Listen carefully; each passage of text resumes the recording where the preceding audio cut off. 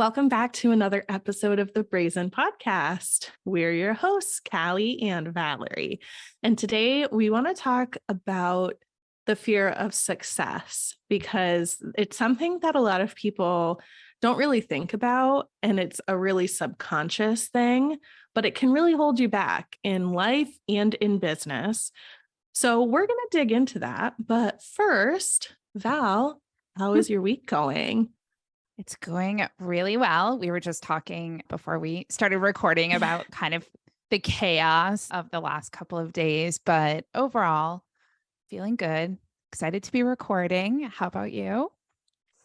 Yeah, I mean, I've been having a day. It's like one of those days that reminds me of the song Honey, I'm Home by Shania Twain. It's like literally just a series of ridiculous things. Like I slept through my alarm this morning, and then like by some miracle, my kids actually like got dressed and to the bus stop and dropped off at daycare, like without much of an issue. But like I didn't shower, which is like, if you're watching the video, it's why my hair is wet because I got out of the shower like 15 minutes ago. Then I ripped my favorite pants, like, the upper thigh part of your jeans where it always like gets thin. I like knelt down to do something with my son when I was dropping him off, and I felt it rip, and I was like, son of a gun, you've got to be kidding me. Like they're my favorite pants. And then it's just like one thing after another, but we're breathing through it. And, tomorrow is the full moon. We were just talking about this. So it all makes sense. Yeah. It all makes sense. Definitely. Yeah. What are you loving this week?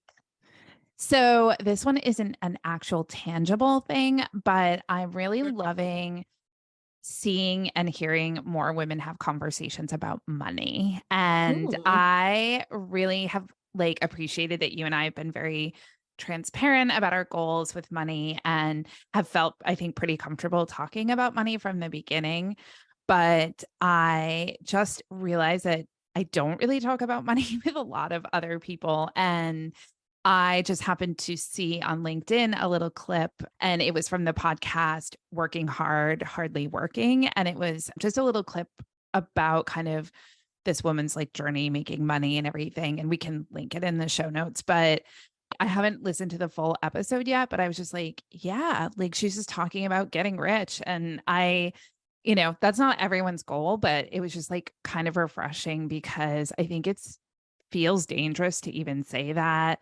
And I think, money is just such a loaded topic. It's loaded culturally, socially, just gender wise. Like there's just so much that goes into the discussion of money. And it's just, I think the more we have those discussions, the more we can get comfortable coming up with solutions for, gender pay gaps and racial issues around money and, just all of that stuff. But we're kind of just we haven't been having those conversations. And I'm also part of a mastermind group, and we've been talking about our pricing a lot. And one of the members said that it was really helpful that we kept talking about pricing because when it came time to talk about her prices with customers, she was much more comfortable doing it. And I'm like, yes, just need to talk money a little bit more. So that's what I love that.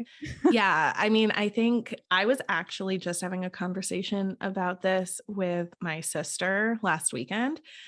And I think for, prior generations, there was this massive taboo around like, you don't talk about how much you get paid, and you don't talk about like how much money you spent on like big purchases and stuff like that.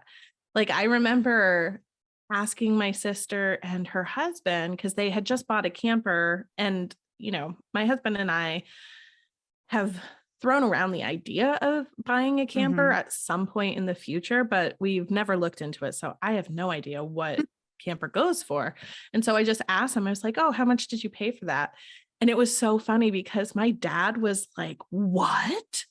Like he instantly like thought that it was such a rude question. And my sister and I mean, we're both from a different generation, and it's so much more acceptable to talk about stuff like that with, millennials. And so we were just like, what? Like it didn't even occur to us, but it just reminded me that there is this massive taboo, but I think it's Mhm. definitely going to be shifting now that, it's millennials and Gen Mhm. Z in the workforce Mhm. more. And, it's just kind of acceptable. Like I heard, oh gosh, I can't remember what state it was. Maybe it was like California, but there Mhm. was a state that just passed a law that required job postings to state the salary or the hourly rate, Mhm. which, like, it's crazy that it took until 2022 or 2023 for that to happen. But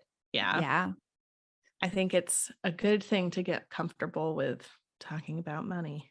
Yeah. How about you? What's your thing you're loving this week?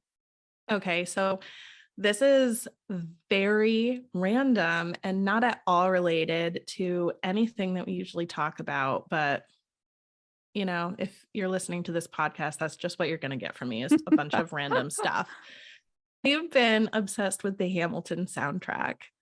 I Nice. went through this phase back when it first came out on Disney Plus, where I was like watching it all the time and loved it. And then I kind of fell out of it, but I don't even know what it was, but something like, I don't know, maybe an ad or something that I saw, advertising and marketing Yeah. really works, but it like got me back into it. And so I've been just listening to that soundtrack on repeat. And I actually really love that the entire play is basically a soundtrack. Like it just goes from one Yeah. song to the next. So it's like I'm watching the play again, but in my mind while I'm doing other stuff. It's perfect.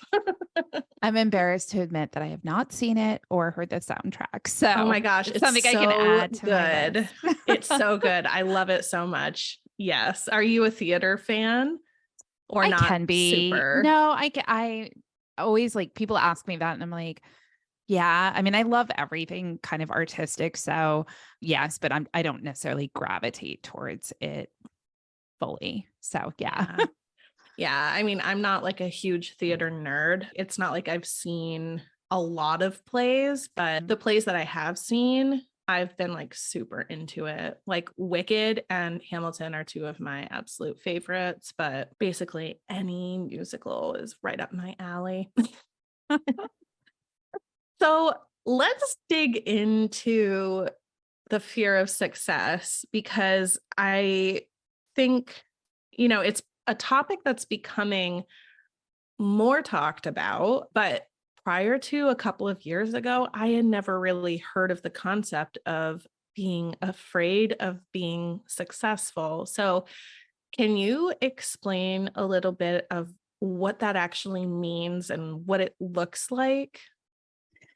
Yeah. So there is a lot that overlaps with the fear of failure. A lot of times they kind of manifest in similar ways, but the fear of success is kind of a little deeper, I think, than the fear of failure. I think all of us can understand we don't necessarily want to fail in quotation marks, but the fear of success is often rooted into something where you don't want to open yourself up to potential criticism. It can be related to something where you're worried about it's almost like a fear of failure on a higher level where you're worried about failing on like a bigger platform. And I think that it manifests itself a lot in procrastination. You'll see like you'll procrastinate because you're just like not ready to take that next step into kind of the next level of your business. It also just ends up being that you kind of self sabotage in your business. So you will do things that won't move your business forward. And an example, I have a fear of success sometimes. And I think an example for me is if someone reaches out and wants to like collaborate or do something, I won't necessarily jump on the opportunity. I'll be really excited about it kind of deep down. And then I'll just be like, not jumping on it right away. And then I eventually do because I've kind of worked through it. But I think that's where you might see a lot of self sabotage is not embracing the opportunities that you do have. And I think in my case, like, I think because I was teased about like my weight when I was younger and stuff, like for me, fear of success is like the idea of just like putting myself out there and like being visible and like just opening yourself up to criticism. And I think in this day and age with like online trolls and everything, like it can be really scary to just put yourself out there because you're basically being judged by everyone, not to scare Mm. everyone else off, but you're just I think opening that's yourself. just a reality. Like, Yeah. yeah, the trolls are everywhere. Yeah, no, so I think it's like you kind of if you were ever teased or bullied or anything, like you might have a fear of success because you don't want to like put yourself out there. You want to more like blend in. To me, it was like it took a long time to get to that realization because I'm like, I like being the center of attention. And usually I'm like very confident, but it's usually a very deep-seated Mm. thing. So you really have to explore. There's also just that piece where sometimes we have that subconscious thing that like if things are going too well, something bad's going to happen. And I think the Mm. fear of success can come from that concept where you're like, I'm doing really well. So like I'm going to get hit with a really big tax bill or something's going to happen with my business or whatever. So it can be a little bit of that as well. So, and I don't know if you have any thoughts about kind of some underground reasons why people might have a fear of success. So yeah, I can definitely really relate to that, especially the self-sabotage piece, because something that I am notorious for just in my own mind, it's not like anybody else knows that I do this, but I go through my email and anytime I see something that like might be a good opportunity or something like that, I star it and I'm like, "Oh, I'll get back to this. I'm just gonna go through the rest of my email." Like, yeah, right. I'm never going to get to a 0 inbox. Let's just be real. And so the thing with me is that if I don't do something about it right then, like take some kind of action, in my mind, it kind of just gets backburnered and might never see that email again until like whenever I go through my starred emails and Mhm. I'm like, oh crap, that would have been a really good opportunity. So I can definitely relate to that because that's something that I've been trying really hard not to do lately, anyway.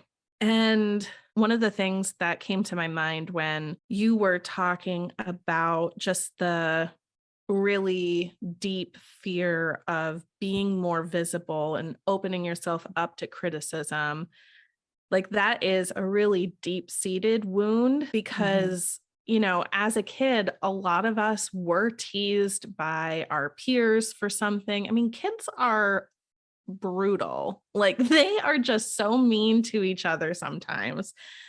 And that creates this like trauma wound in our nervous system where we don't want to open ourselves up to experiencing that shame and rejection and like all of those really uncomfortable feelings. And so we're not even really doing it on a conscious level, but all those procrastinating and self-sabotaging type things that we do where we're like, oh, why am I like this? Why do I do that? It's probably something like this, where it's like there's something that happened that was super painful at the time. And now your subconscious mind is like, I'm going to try to avoid that at all costs in the future, which is another reason why doing this self reflection work as a leader is so important because you uncover all of these really deeply rooted false beliefs that Mhm. you might not have even known were there. But once you work through them, you're allowing yourself to sort of get to that next level in life and in business and just kind of across the board. And then another thing that I thought about when you were talking about how when things are going really well and we're just kind of waiting for the other shoe to drop, sort of thing, that reminds me of something that Brene Brown talks about called foreboding joy. Oh, And yeah. that is where, you know, the example that she gives in her books and in her talks is like, as a parent, you're looking in at your sleeping baby and you're just feeling like so much joy and happiness, and like your heart is going to burst. And then you start picturing all of these worst case scenarios, like them getting hurt or something happening to them, or, it's like you are waiting for the other shoe to drop, like, oh, it's too good right now. Something bad is going to happen. And it's kind of a subconscious way of us trying to prepare ourselves Mhm. for the bad things that we're anticipating happening. But the problem with that is that it totally takes us out of that joyful moment, and it essentially ruins it for us. And the reality is, if a bad thing is going to happen, like, there is really no way to like soften the blow emotionally. Like, of course, if it's something like, taxes and whatever, like, prudent planning is good enough to kind of be able to see ahead to that. But for the emotional piece of it, like, oh my gosh, everything is going so well in my business. Like, everything just seems to be flowing. And maybe you're like sort of getting to the next level, like customer wise or scaling. And then you start wondering, like, what's going to come and ruin this for me? If something Mhm. does come and ruin it, it's the fact that you were like just mentally ruminating about it isn't going to make it feel any less painful or stressful. So, one of the things that she talks about is just starting to recognize when you're doing that, and recognizing as, oh, I'm doing that foreboding joy thing. And then bring yourself consciously back to the moment of joy and just really soak it in. And that's just the key of like being fully present in the moment and not allowing yourself to go down that rabbit hole of like planning for worst case scenarios and kind of just ruining that happy moment. So, those are just kind of some thoughts that came up for me as you were talking. Yeah, no, I think all of that is super relevant, and I've heard it, the foreboding joy, but also like anticipatory grief, or, Mm, and it's just basically living the negative scenario twice, because yeah. and it may not even happen. So you're essentially just like having all the negative emotions of something that may or may not happen. So I think another piece of it too is just a lot of people worry about how their relationships will change when they become successful. And either that's because something's happened to them in the past and they've lost friendships, or, any type of thing like that can lead to them being even more scared of just what success is going to bring. And so I think, there are a couple ways that you can overcome a fear of success. And I think the first one is just understanding why. Like, what are the pieces that are holding you back? And so really just spending some time asking yourself, like, what is like preventing me from taking the next step? And we've given you a couple of different ideas about what it might be, but you really do have to kind of dig down into any sort of childhood or any previous experiences with being successful, and like kind of what comes up for you. And I think just spending some time visualizing success, like visualizing the positive aspects of success, can help to just encourage you to see it as a more positive experience as opposed to just a negative, like the potential for negative, outcomes. And then always our big key thing is to just take small steps towards success and not feel like you have to jump from level 1 to level 25 in your business. And this will help you have like little successes along the way so that you can realize that there aren't negative outcomes, or if there are, you're able to deal with them. Yeah, and you're going to be able to do both of those things by joining our Patreon. I mean, not to like sound salesy, but this is honestly the answer to this issue. So, we have a third tier in our Patreon where it offers a monthly group coaching and accountability. So, these are topics that we're going to be digging into in the group coaching. And so it's a really great opportunity for you to be able to gather with other peers, like other women who are in this journey with you. And you can kind of talk together about like, why are you self-sabotaging? Like, what might be the underlying issue there?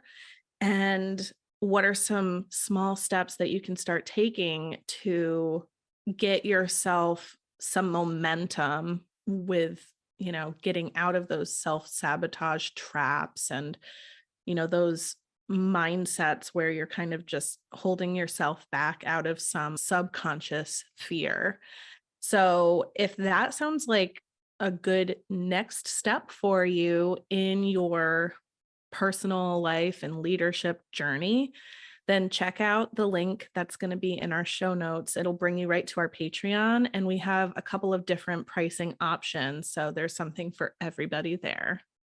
So, as Kelly mentioned in one of our previous episodes, we do have a new segment at the end of each of our episodes, and that's just kind of a challenge or question of the week. And this week's challenge is for you to spend some time noticing when you exhibit any of the behaviors we talked about, or to just dive deep into whether you do have a fear of success. And you can kind of look for some of the items we mentioned earlier, and we can include some little cheat sheets in our show notes, but just spending some time noticing if you're procrastinating and what kind of might be behind that. And feel free to, as always, send us an email with any thoughts you have, and we'll link that in the show notes as well. So, until next time, keep being brazen. Thank you.